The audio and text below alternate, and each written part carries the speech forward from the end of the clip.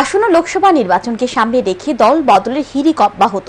শনিবার প্রদেশ বিজেপি কার্যালয়ে এক যোগদান সভার আয়োজন করা হয় ভারতীয় জনতা যুব মোর্চার পক্ষ থেকে। এই যোগদান সভায় বিভিন্ন দল ত্যাগ করে 23 পরিবারের 157 জন ভোটার বিজেপি দলে যোগদান করে। এদিনের যোগদান সভায় উপস্থিত ছিলেন প্রদেশ যুব মোর্চার সাধারণ সম্পাদক রানা ঘোষ সহ অন্যান্যরা।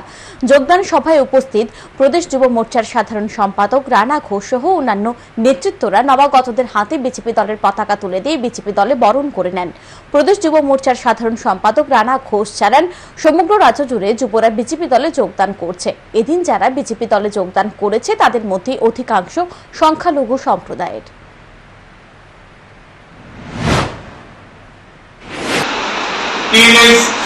শব্দযাত্রা শেষ করে ম্যাক্সিমাম 25 থেকে 30 এর মধ্যে তাদের বয়স। তো তারা প্রত্যেকেই ভারতীয় জনতা পার্টিতে এবং ভারতীয় জনতা যুব মোর্চার কাজের প্রতি স্পৃহা দেখিয়ে তারা আমাদের দলে আজকে সামিল হচ্ছে।